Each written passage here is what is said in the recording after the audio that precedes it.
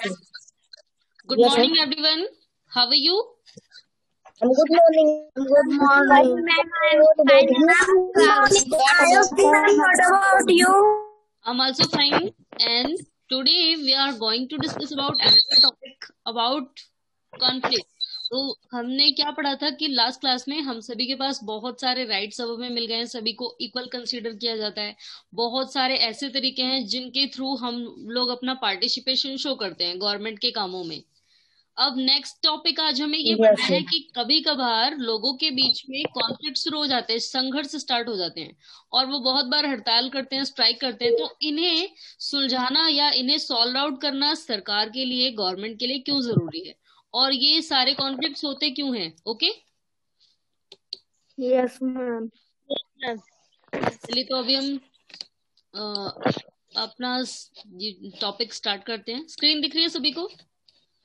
Yes, ma'am. Yes, ma'am. चलिए तो Yes, ma'am. हमारा जो आज का टॉपिक है वो ये है कि why need to resolve conflict.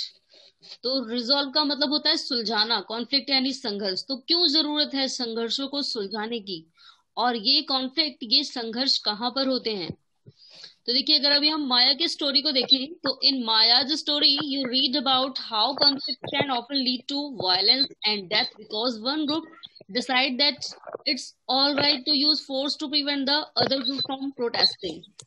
अब अगर हम माया की स्टोरी को एक बार फिर से याद करें तो हमने क्या देखा था माया की स्टोरी में कि कैसे कॉन्फ्लिक्ट हो रहा है, कैसे संघर्ष छिड़ गया था। एंड यहाँ पर फिर ये जो संघर्ष था, ये जो कॉन्फ्लिक्ट था, ये आगे चल करके इसने वायलेंस का रूप ले लिया, हिंसा का रूप ले लिया और यहाँ पर मार धाड़ भी शुरू हो गई एंड डेथ भी हुई। और ऐसा क्यों हुआ? Because one group decide that it is all right to use force to prevent the other group from protesting. अब ऐसा क्यों हुआ था? क्योंकि एक ग्रुप ऐसा सोच रहा था कि वो पावरफुल है और वो अपनी पावर के दम पे फोर्सफुली दबाव डाल करके दूसरे ग्रुप से भी वही काम करा सकता है। और जो दूसरा ग्रुप था वो ये सोच रहा था कि हमारे साथ भेदभाव किया जा रहा है और हमें वो काम नहीं करना है। तो इसलिए ही हुआ था ये यहाँ पर प्रोटेस्ट किया जा रहा था, जो कि हेक्टर पीटरसन जो था वो प्रोटेस्टिंग कर रहा था लैंग्वेज को लेकर के, और इसी के चलते उसे मार दिया गया था। तो पढ़ा था ना हम सभी ने? Yes, ma'am. Yes, ma'am. देखिए, अब हमसे एक क्वेश्चन पूछा हुआ है कि रीड द स्टोरी अगेन। आप एक बार कहानी को दोबारा पढ़िए। तो फिलहाल हम सभी को कहानी याद ही है, हमें दोबारा पढ़ने की जरूरत नहीं है। याद है ना आप सभी को? Yes, ma'am. चलिए तो हमसे क्वेश्चन क्या पूछा है कि do you think the police shooting of actor could have been avoided. आपको क्या लगता है कि पुलिस ने हेक्टर पीटरसन को शूट किया था, क्या इसे रोका जा सकता था? अगर रोका जा सकता था तो कैसे? यस, क्या इसे रोका जा सकता था? कोई तरीका था इसे रोकने का?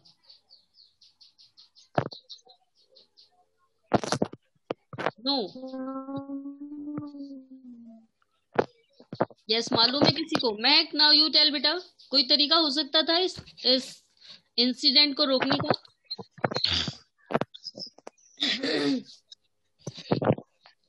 चलिए, किसी को नहीं याद आ रहा है। तो ये रोका जा सकता था। और कैसे रोका जा सकता था?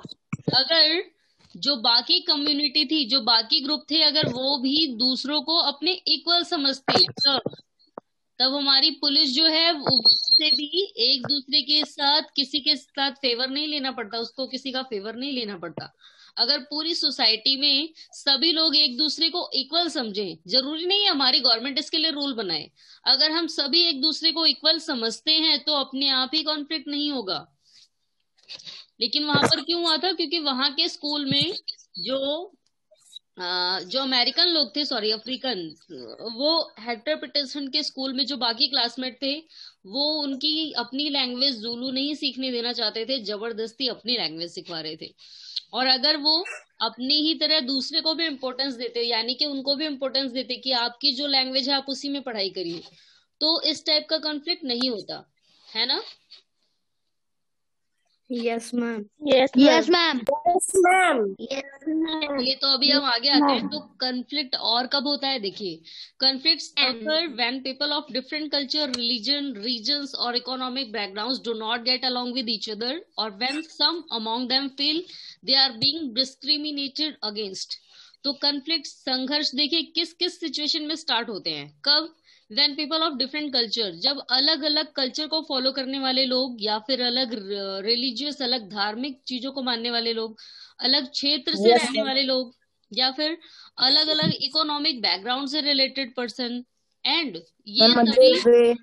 एक दूसरे के साथ नहीं रहना चाहते, ये they do not get along with each other, तो ये एक दूसरे के साथ नहीं रहना चाहते, और when some among them feel they are being discriminated, और या फिर तब होता है कन्फ्लिक्ट जब किसी को ऐसा फील होता है कि वो डिस्क्रिमिनेट किया जा रहा है, उसके साथ भेदभाव किया जा रहा है, तो इन दोनों ही सिचुएशन में कन्फ्लिक्ट स्टार्ट हो जाते हैं।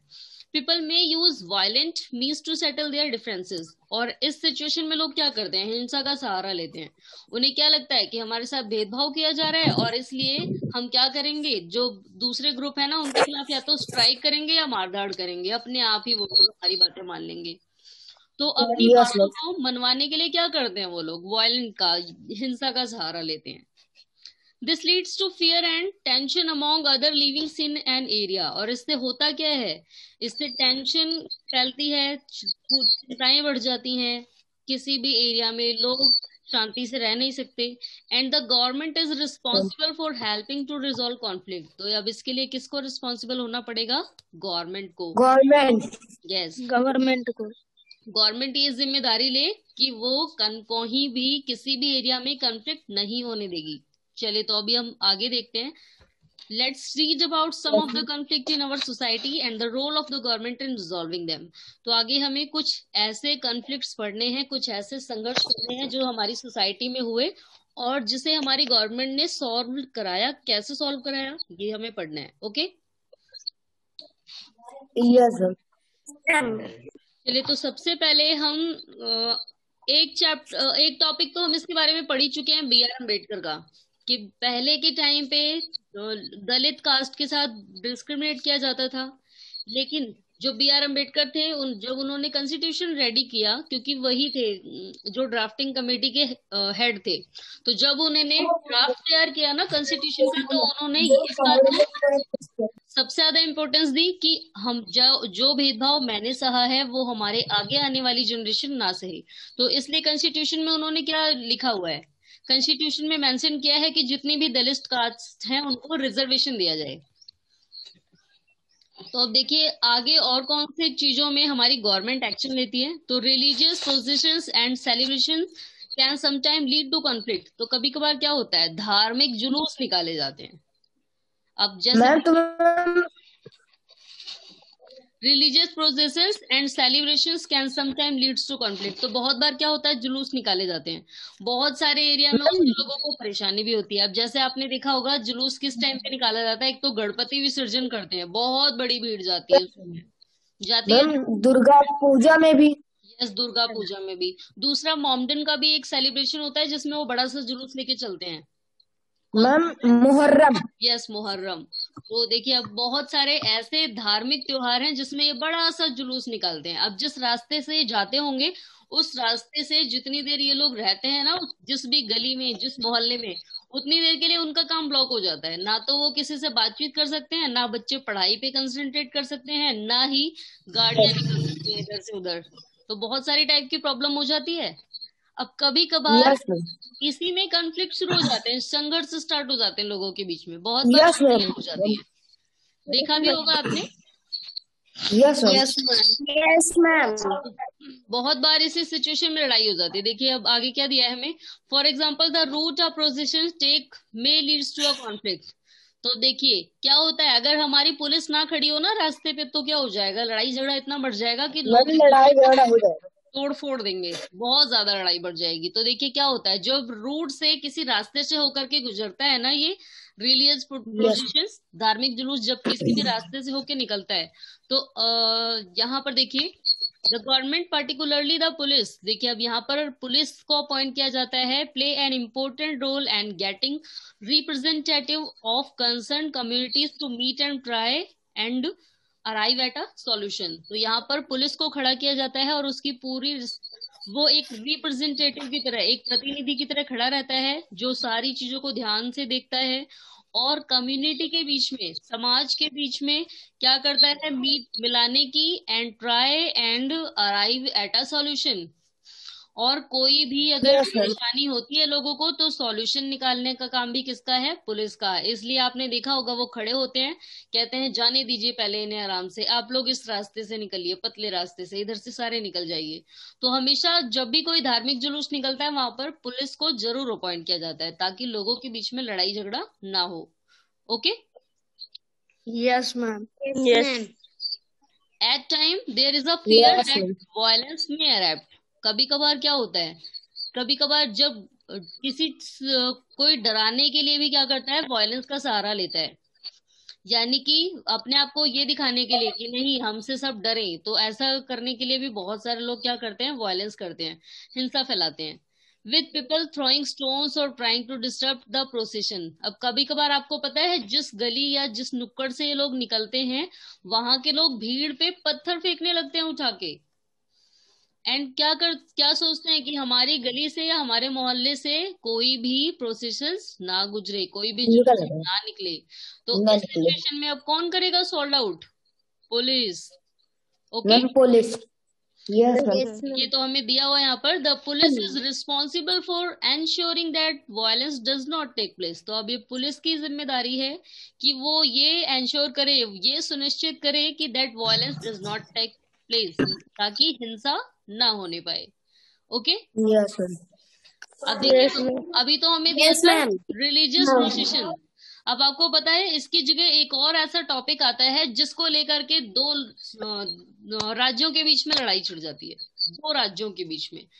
यानी कि दो सोशल ग्रुप, दो गलियों, दो नुक्कड़, दो माहौल के बीच में नहीं, यहाँ पर होती है दो स्टेट्स के बीच में लड़ाई। अब क्यों हुई है, तो rivers too can become a source of conflict between state. अब नदी भी एक कारण है कॉन्फ्लिक्ट होने का, संघर्ष होने का। कैसे, a river may begin in one state, flow through another and end in a third। तो देखिए नदी की शुरुआत जो होती है वो किसी एक स्टेट से होती है, ये दूसरे किसी स्टेट से होकर के बहती है, और हो सकता है कि इसका एंड हो किसी थर्ड स्टेट में। यानी कि एक नदी किसी एक ही स्टेट में नहीं बहती, वो 3-4 स्टेट से होके गुजरती है। देखा होगा ना आपने भी। Yes, ma'am. Yes ma'am. जो नदियां है ना बहुत लंबी यस होती है, तो वो मैम। किसी एक स्टेट में नहीं होती, वो बहुत सारे स्टेट से होके गुजरती है। The sharing of river water between different states that the river goes through is becoming an issue of conflict। अब आगे देखिए, नदी के पानी के बंटवारे को लेकर के भी लड़ाइयां छिड़ जाती हैं। यानी कि शेयरिंग ऑफ रिवर वाटर, नदी का पानी कैसे शेयर किया जाए अलग अलग स्टेट्स में, जिन जिन राज्यों से होकर के ये नदी गुजरती है, ये भी कॉन्फ्लिक्ट का एक इशू बन जाता है, ये भी एक कारण हो जाता है संघर्ष होने का। For example, you may have heard about the Kaveri water dispute between Karnataka and Tamil Nadu. तो अभी देखिए कुछ टाइम पहले ही एक विवाद छिड़ा हुआ था कर्नाटक और तमिलनाडु के बीच में, क्योंकि वहां से होकर के कावेरी नदी गुजरती है। तो ये दोनों स्टेट क्या कर रहे थे, उस नदी के पानी को लेकर के लड़ाई कर रहे थे कि हमारे यहाँ ज्यादा पानी नहीं आता, इनके यहाँ कम पानी जाता है। या फिर ऐसा भी कह रहे थे कि वहां से ये लोग गंदा पानी करके भेज देते हैं और हमारे यहाँ जो पानी आता है वो गंदा होके आता है। तो इस टाइप का विवाद छिड़ गया था। और जो पहला वाला स्टेट है वो क्या कह रहा था कि हम डैम बना लेंगे, दूसरे एरिया में पानी नहीं जा पाएगा, यानी कि तमिलनाडु में पानी नहीं जाएगा। तो इस टाइप का विवाद छिड़ गया था। अब आगे देखिए क्या हुआ, इसे कैसे सॉल्व आउट कराया गया। तो the water stored in Krishna Raja Sagar dam in Karnataka is used for irrigating a number of districts and for meeting the needs of the city of Bengaluru.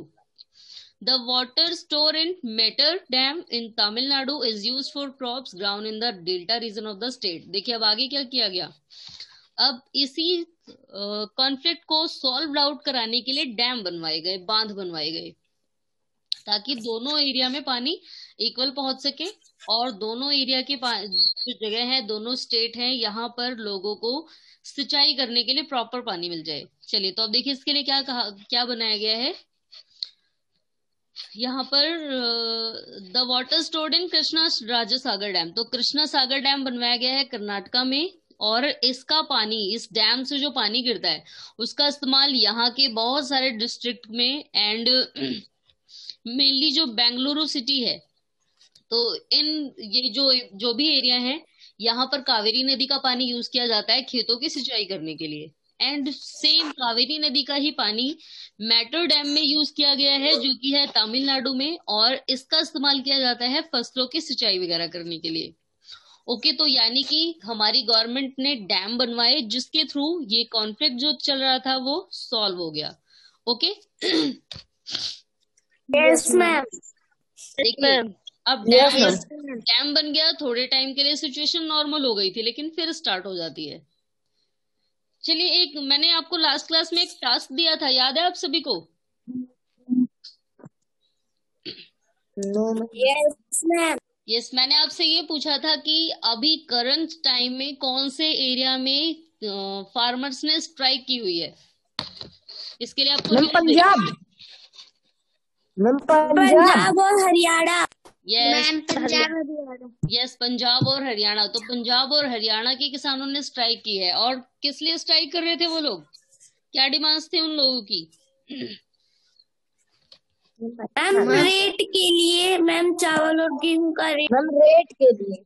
Ma'am rate बहुत कम हो गया है, क्योंकि उनसे ना उनके गवर्नमेंट फसलों के रेट के लिए। उनसे गवर्नमेंट बहुत कम रेट पे ही राशन खरीद ले रही है, और क्या, जिससे किसानों को कोई फायदा होता नहीं दिख रहा था। तो इसके लिए उन्होंने क्या किया, स्ट्राइक की थी। चलिए, तो अब देखिए, अब हम फिलहाल आते हैं अभी हमारी नदी का जो विवाद चल रहा था यहाँ पर। अब देखिए, ये जो कॉन्फ्लिक्ट है ये फिर से स्टार्ट हो जाता है। कैसे?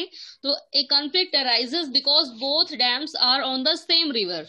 अब देखिए, ये कॉन्फ्लिक्ट इसलिए शुरू हो गया क्योंकि ये दोनों जो डैम बनाए गए वो एक ही नदी पर हैं, and the down stream dam in Tamil Nadu can only be filled up water is released from the upstream one located in Karnataka. Therefore, both states can't get as much water as they need for people in their states. This leads to conflict. देखिए अब आगे क्या होता है। तो अब ये जो यहाँ पर विवाद छिड़ने का कारण था वो ये था कि ये जो डैम बनाए गए थे दोनों एक ही नदी पे बनाए गए थे, and the down stream dam in Tamil Nadu can only be filled up water is release from the upstream one located in Karnataka.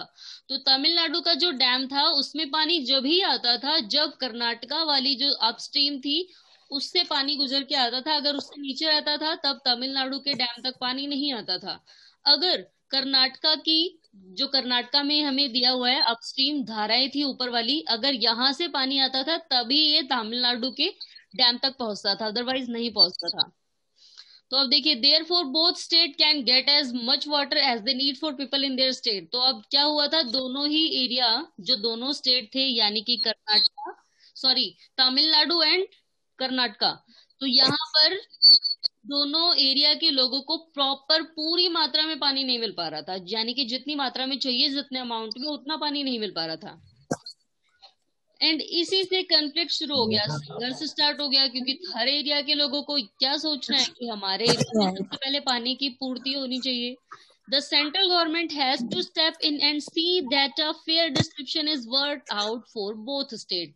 अब देखिए, हमारी जो सेंट्रल गवर्नमेंट है यानी कि हमारी केंद्र सरकार, तो आपको पता है अभी आप सभी ने लेवल्स ऑफ गवर्नमेंट पढ़े थे ना, लास्ट चैप्टर में मैंने आपको बताया था हमारी जो गवर्नमेंट है वो 3 लेवल पे यस मैम। तो सबसे पहले कौन सी होती है, एक विलेज लेवल पे जिसे हम पंचायत भी कहते हैं। दूसरी कौन सी होती है, स्टेट गवर्नमेंट। यस, उसके बाद स्टेट गवर्नमेंट, फिर स्टेट गवर्नमेंट, उसके बाद कौन सी आती है, लास्ट हमारी सेंट्रल गवर्नमेंट। तो देखिए, जो पंचायती राज है या जो डिस्ट्रिक्ट की गवर्नमेंट है उसे किसमें कंसीडर किया जाता है, लोकल गवर्नमेंट में, वो है लोकल गवर्नमेंट। लोकल गवर्नमेंट के बाद दूसरी कौन सी आती है, स्टेट गवर्नमेंट, जो किसी राज्य के लिए सरकार होती है। एंड जो सारे राज्यों को मिल करके जो डिसीजन लेने हैं, इनके लिए डिसीजन लेने का काम कौन करता है, सेंट्रल गवर्नमेंट। ओके, तो सेंट्रल गवर्नमेंट यानी कि केंद्र सरकार। तो आपको पता है जो हमारे इंडिया में जो टोटल स्टेट है वहां पर तो स्टेट गवर्नमेंट है, लेकिन कुछ है सेंट्रल अथोराइज्ड स्टेट यानी कि केंद्र शासित प्रदेश, सुना होगा ना आपने।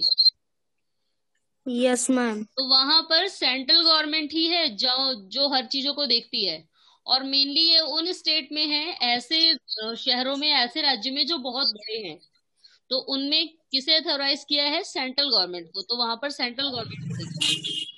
Okay, yes ma'am. जैसे अभी दिल्ली का एग्जांपल लेना, दिल्ली में आपको पता है चीफ मिनिस्टर कौन है दिल्ली के? मैम अरविंद केजरीवाल। यस, अरविंद केजरीवाल। लेकिन आपको पता है जैसे हमारे यूपी में योगी आदित्यनाथ हैं, जो हर टाइप के स्टेप ले सकते हैं, कुछ भी किसी भी चीज से रिलेटेड डिसीजन लेना हो तो वो योगी आदित्यनाथ ही लेंगे। लेकिन दिल्ली में सीएम केजरीवाल के पास पूरी पावर नहीं है कि वो पूरी दिल्ली के लिए डिसीजन ले सके। बहुत सारे ऐसे काम हैं जो नहीं कर सकते हैं। ओके मैम वो कौन कर सकते?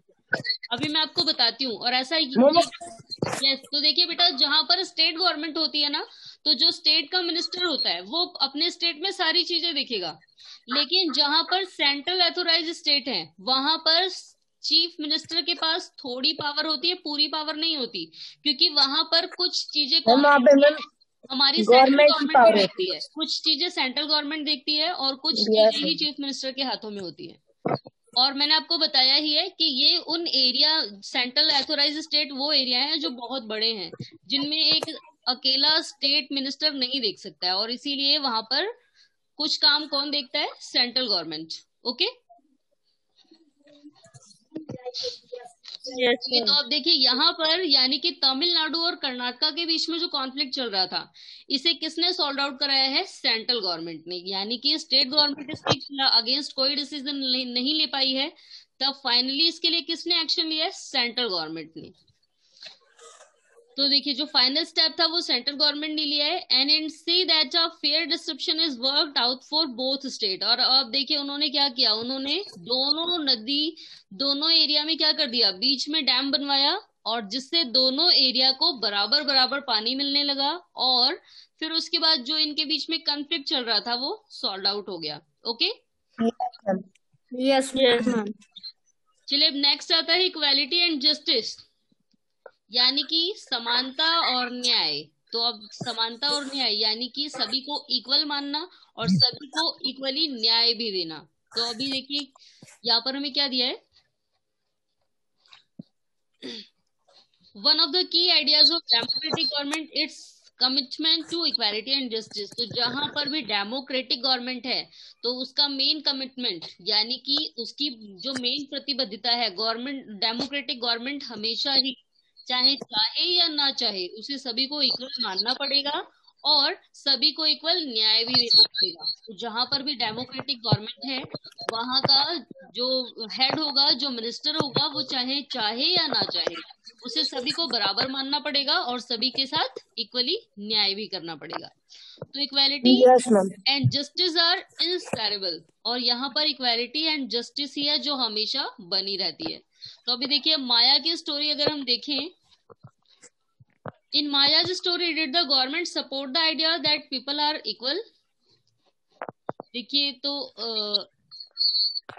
इन Maya's story did the government support the idea that people are equal. तो अब माया की स्टोरी हमने पढ़ी थी, यहाँ पर जो गवर्नमेंट थी वो सभी को इक्वल नहीं मान रही थी, पढ़ा था ना हमने स्टार्टिंग में।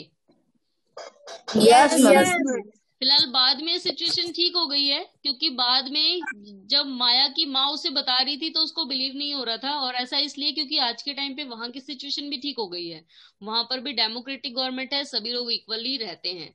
लेकिन पहले के टाइम पे गवर्नमेंट यहाँ पर लोगों को बराबर नहीं मानती थी। अब देखिए बी आर अम्बेडकर के बारे में पूछा है, in doctor B R Ambedkar story did the practice of untouchability support the idea that people are equal. तो अगर हम बी आर अम्बेडकर की स्टोरी पढ़े तो क्या वहां पर सभी को इक्वल माना जा रहा था? नो मैम, नहीं, नो मैम, क्योंकि यहाँ पर नो मैम, किसी एक ग्रुप को अनटचेबल माना जा रहा था, तो छूट है। अरुण बेटा आपको अपना माइक ऑफ रखना है। Yes ma'am. देखिए तो जो हमारी ये अर्लियर प्रैक्टिस थी, जो पहले ये प्रयास किया जाता था अनटचेबिलिटी का, is now band by law.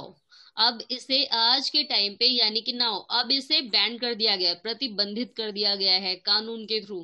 तो अब हमारा लॉ, हमारा कानून क्या कहता है कि जो भी अनटचेबिलिटी करेगा दैट इज बैंड। इसे बिल्कुल स्ट्रिक्टली प्रोहिबिटेड किया गया है, मना किया गया है, सख्त मना है, और अगर कोई भी ग्रुप ऐसा करता हुआ पाया जाता है तो उसे पनिश किया जाएगा। And this group of people were denied education. और ये जो ग्रुप होगा जहां कहीं भी दैट मीन्स कि सभी जो ग्रुप है उनको एजुकेटेड किया जाएगा, उन्हें बताया जाएगा कि कैसे आप सभी एक दूसरे के बराबर हैं, कैसे आप सभी एक दूसरे से अलग नहीं हैं। और अलग अगर लोग एजुकेटेड रहेंगे तो वो इस टाइप का काम करेंगे ही नहीं, अनटचेबिलिटी अपनाएंगे ही नहीं। एंड इसके अलावा ट्रांसपोर्ट और medical facility and even the chance to offer prayers, तो सभी को ट्रांसपोर्ट एंड मेडिकल की फैसिलिटी एक जैसी दी जाएगी। एंड दूसरा, प्रेयर करने का चांस दिया जाएगा, यानी कि सभी लोग मंदिर, मस्जिद, गिरजाघर जा सकते हैं। ऐसा नहीं करना है कि कोई नीची कास्ट का है तो वो मंदिर में नहीं जा सकता, तो सभी को प्रेयर करने का भी अधिकार मिलना चाहिए, और ये दिया गया है। And doctor Ambedkar, whom you have read about earlier in this book and many others like him, तो आपने देखिए बी आर अम्बेडकर के बारे में पढ़ा ही है, एंड इस बुक में हमने और भी कई चीजें पढ़ी थी। Realise that such practice must not continue and the justice can only be achieved when people are treated equally. तो अभी हम पढ़ चुके हैं कि सभी जो भी पहले भेदभाव होता था, ये सारी ही जो चली आ रही थी प्रथाएं, ये कम हो गई हैं, खत्म हो गई हैं लगभग। और ऐसा क्यों हुआ है? क्योंकि अब सभी लोगों को इक्वल माना जाने लगा है। सभी लोग, that justice can only be achieved when people are treated equally, तो सभी को न्याय मिलने लगा है। और न्याय क्यों मिलता है? क्योंकि सभी लोगों के साथ अब इक्वली ट्रीट किया जाता है। Okay, yes sir, yes sir. अब आगे हमें क्या दिया हुआ है? The government also recognises this and makes special provision for groups with in society that are unequal, तो हमारी गवर्नमेंट ने इन ग्रुप्स को पहचाना है और इनके लिए स्पेशल प्रोविजन बनाए हैं, स्पेशल प्रावधान बनाए हैं हमारे कॉन्स्टिट्यूशन में। और इन प्रोविजन के थ्रू इन लोगों को जो अनइक्वल माने जाते थे, अब इन्हें इक्वल ट्रीट किया जाने लगा है, इक्वल माना जाने लगा है। For instance, in our society there is a general tendency to value and care for the boy child more than girl child. अब आगे देखिए, for instance in our society there is a general tendency to value and care for the boy child more than a girl child। तो अभी अगर हम tendency देखें, आज भी लगभग सारी चीजें ठीक नहीं हुई है, नॉर्मल नहीं हुई है। अगर हम आज भी देखें तो value and care for the boy child, यानी कि एक जो बॉय चाइल्ड होता है, यानी कि एक लड़का जो होता है, तो उसको ज्यादा वैल्यू दी जाती है, ज्यादा उसकी केयर की जाती है, more than the girl child. तो गर्ल चाइल्ड से ज्यादा उसकी देखरेख की जाती है और ज्यादा उसे इम्पोर्टेंस दिया जाता है। फिलहाल सब जगह ऐसा नहीं है, आज के टाइम पे ऐसा नहीं है, फिलहाल पहले बहुत ज्यादा था। यस। आपको पता है पहले एक मूवी आई थी, आई थिंक 1935 की है शायद, तो उसमें क्या दिखाया गया था कि जब गर्ल्स होती थी ना तो उनको ले जाते थे, एक इंसेक्टिवोरस प्लांट होता था जो कीड़ों को खा लेता था, तो गर्ल्स के होने के बाद उनको उसी प्लांट में डाल देते थे। और वो जो प्लांट्स था ना, जो बड़े बड़े कीड़ों को खाता था, जैसे ही गर्ल्स को डाला जाता था उसके अंदर वो ट्रैप कर लेता था। और जो लड़कियां हैं, दैट मीन्स कि जब गर्ल चाइल्ड होता था तब ऐसा किया जाता था, लड़कियां होती थी तब। मैम मूवी का नेम बताइए। अब फिलहाल जब मैं 8th या 9th में पढ़ी थी तब मेरी टीचर ने मुझे दिखाई थी, मुझे एक बार कंफर्म करना पड़ेगा कौन सी मूवी है, मुझे नाम नहीं याद है। चलिए, तो उसमें यही दिखाया था कि उस जैसे ही बेबी चाइल्ड होती थी वो आदिवासी लोग करते थे, किसी जंगल की स्टोरी दिखाई थी। तो वो गर्ल चाइल्ड को क्या करते थे, ले जाके उसी इंसेक्टिवोरस प्लांट में डाल देते थे, और वो जो लड़कियां होती थी वो 2 ही मिनट में वो जो प्लांट है उन्हें डाइजेस्ट कर लेता था, खत्म कर देता था एकदम चूस के, वो दिखाई नहीं देती थी, प्लांट फिर से खुल जाता था और ऐसा लगता था कि उसमें डाला ही नहीं गया है, एकदम क्लीन हो जाता था वो। चलिए, तो फिलहाल ऐसा किया जाता था गर्ल्स चाइल्ड के साथ। फिलहाल आज के टाइम पे तो अब है ही नहीं, कहीं बहुत कम देखने को मिलता है, आज के टाइम पे बहुत कम है, फिलहाल कोई भी नहीं करता इस टाइप का। आजकल सबको इक्वली माना जाता है, गर्ल एंड बॉय दोनों को इक्वल माना जाता है ना। Yes ma'am, yes ma'am. चलिए, तो अब आगे देखते हैं। The means that society does not value the girl and the boy child equally and this is unjust. तो अब देखिए हमें क्या बताया है कि हमारे समाज में क्या टेंडेंसी थी, क्या चलन था कि बॉय चाइल्ड को ज्यादा वैल्यू एंड केयर दी जाती थी एंड गर्ल्स चाइल्ड को कम वैल्यू एंड केयर दी जाती थी। इसका मतलब क्या हुआ? This means that the society does not value the girl child and boy child equally. तो इसका मतलब कि हमारे समाज में लड़के और लड़कियों को इक्वल नहीं माना जाता था एंड भेदभाव था उसमें। Yes, and this is unjust, जो कि ठीक भी नहीं था। In this context, the government steps to promote justice by providing special provision that can enable girls to overcome the injustice that they are subjected to. अब देखिए, इसके लिए भी क्या किया है हमारी गवर्नमेंट ने क्या किया है, उन्होंने कुछ प्रोविजन बनाए हैं, कुछ प्रावधान बनाए हैं जिससे गर्ल्स को ज्यादा प्रायोरिटी दी गई है, गर्ल्स को ज्यादा प्रमुखता दी गई है, उन्हें भी बॉयज के इक्वल बनाने की कोशिश की गई है। और ऐसा सब इसलिए किया गया है क्योंकि मैंने आपको बताया था, जब हमारे कॉन्स्टिट्यूशन को बनाया जा रहा था तो जो लीडर थे ना, उन्होंने आसपास की जितनी भी चीजें देखी थी जो उन्हें गलत लगती थी, उन सभी को ध्यान में रखते हुए उन्होंने कॉन्स्टिट्यूशन को रेडी किया था। और इसलिए देखिए, उन्होंने अनटचेबिलिटी के लिए भी स्पेशल प्रोविजन बनाया है। अब उन्होंने गर्ल्स चाइल्ड और बॉयज चाइल्ड के बीच में डिफरेंसेस देखे थे, और इसी वजह से उन्होंने गर्ल्स को स्पेशल बनाने के लिए भी प्रोविजन बनाए हैं, गर्ल्स को इक्वल बनाने के लिए, बॉयज की इक्वल बनाने के लिए। यस तो by providing special provision that can enable girls to overcome the injustice that are subjected to. तो लड़कियां जिस चीज का शिकार थी पहले, जो चीजें वो सह रही थी, अब उन्हें उससे ओवरकम करने के लिए, उससे बाहर निकालने के लिए भी प्रोविजन बनाए गए हैं ताकि वो उन्हें भी न्याय मिल सके, वो भी दूसरों के बराबर आ सके। Thus, it is possible that fees for girls might be waived or lowered in government schools और कॉलेज। और आपको पता है, गर्ल्स के लिए जो फीस है स्कूल एंड कॉलेजेस में, government college and government school में, वो कम है। दूसरा, जब कोई वैकेंसी निकलती है तो उसमें भी फिलहाल गर्ल्स के लिए ज्यादा सीट होती है एंड बॉयज के लिए कम होती है। तो ऐसा इन्हीं सब चीजों को ध्यान में रखते हुए किया गया है, क्योंकि पहले के टाइम पे क्या था, boys child and girls child दोनों में ही भेदभाव किया जाता था। ओके, चलिए, तो ये अभी आपने चैप्टर पढ़ा है, सभी को समझ आया? इस चैप्टर में हमने बहुत सारी चीजें सीखी हैं। Yes ma'am. तो देखिए, एक तो हमने इस चैप्टर में ये भी पढ़ा कि हमारा पार्टिसिपेशन कैसे होता है गवर्नमेंट में, और अगर गवर्नमेंट 5 इयर्स के लिए चुन ली जाती है और बीच में हमें उसका कोई काम ना पसंद आए, तो हम कैसे उसके खिलाफ उसके अगेंस्ट हम अपनी पार्टिसिपेशन को शो कर सकते हैं। यस, अगर 5 ईयर से पहले गवर्नमेंट कुछ इस टाइप का एक्शन ले जिससे सभी सेटिस्फाइड ना हो, तो उस सिचुएशन में क्या किया जा सकता है?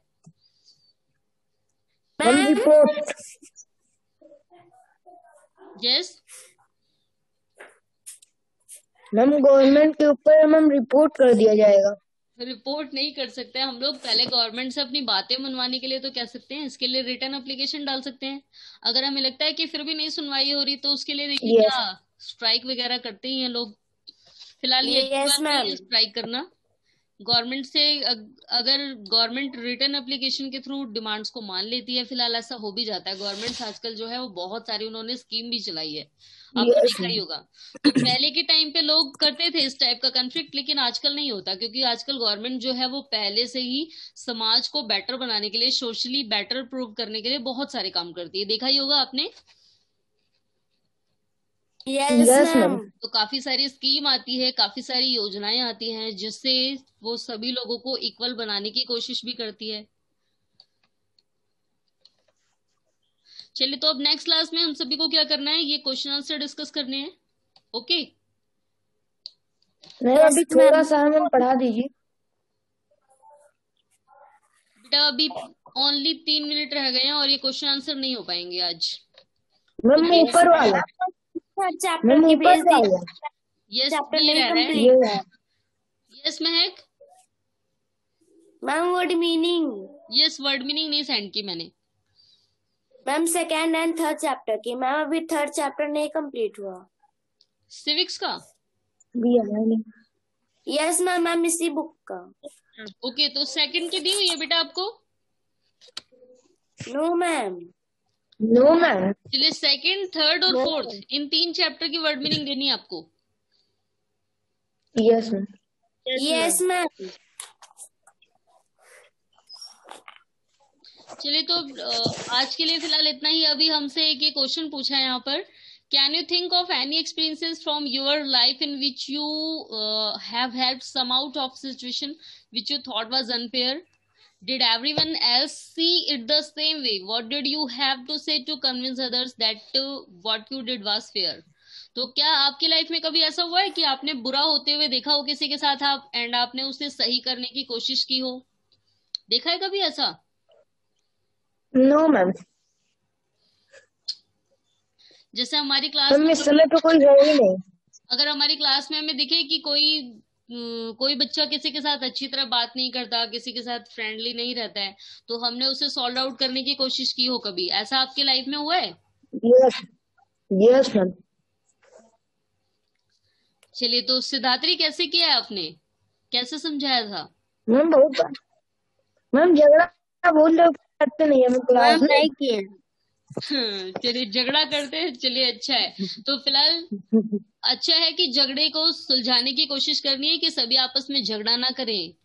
और आपको बताना है कि अभी आप पता नहीं कितने टाइम के लिए मिल रहे हो, आगे चले जाओ तो पता नहीं कौन कहाँ चला जाएगा, कौन कहाँ मिलेंगे भी या नहीं। तो जितने टाइम है उतने टाइम हम लोग मिलजुल के रहें।